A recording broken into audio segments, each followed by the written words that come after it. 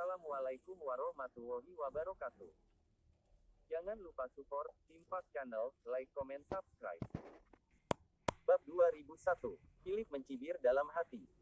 Dia tidak ingin mengejar aula penegakan hukum begitu cepat, tetapi dia tidak bisa menghentikan pihak lain untuk muncul di depan pintunya. Ketika Wilfred melihat konvoi, matanya berbinar dengan harapan. Dia berteriak, "Penegak keenam, selamatkan aku dengan cepat. Lihat pemukulan yang dilakukan Philip kepadaku.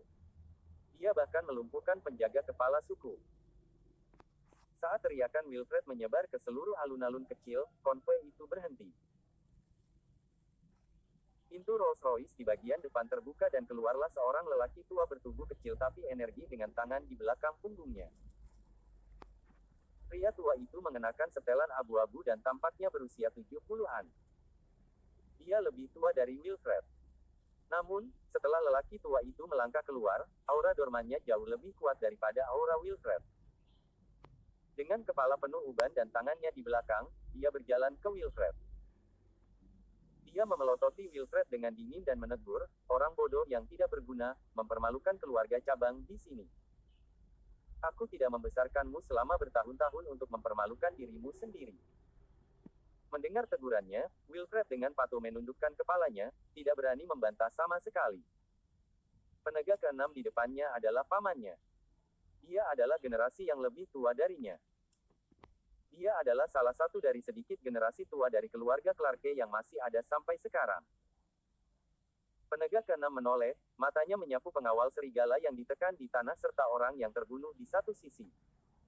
Jejak kesuraman melintas di matanya.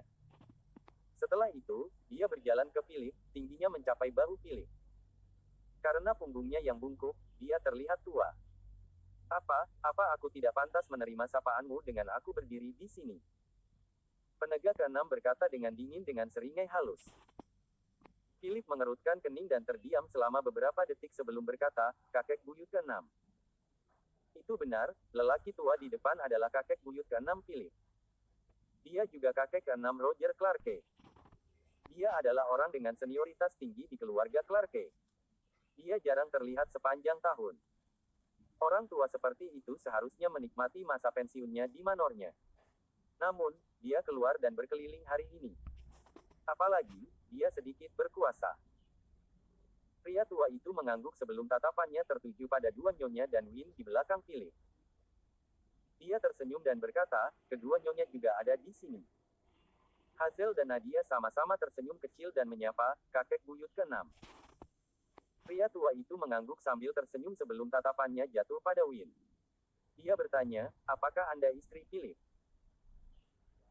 Win sangat gugup saat ini, dia memandang kedua ibu itu dan kemudian pada Philip sebelum dia mengangguk sambil berkata, "Ya." Kemudian, lelaki tua itu mengangguk dan berkata dengan dingin, "Orang-orang dari keluarga cabang ingin membawamu ke sana untuk berkunjung dan bertemu dengan para tetua. Mengapa kamu tidak ikut denganku?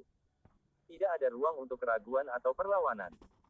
Ini adalah sikap dan kehendak penegak keenam. Sangat jelas." Begitu dia mengatakan itu, dua penjaga elit dari aula penegakan hukum di belakang penegak keenam melangkah maju dan membuat isyarat mengundang, siap untuk membawanya pergi.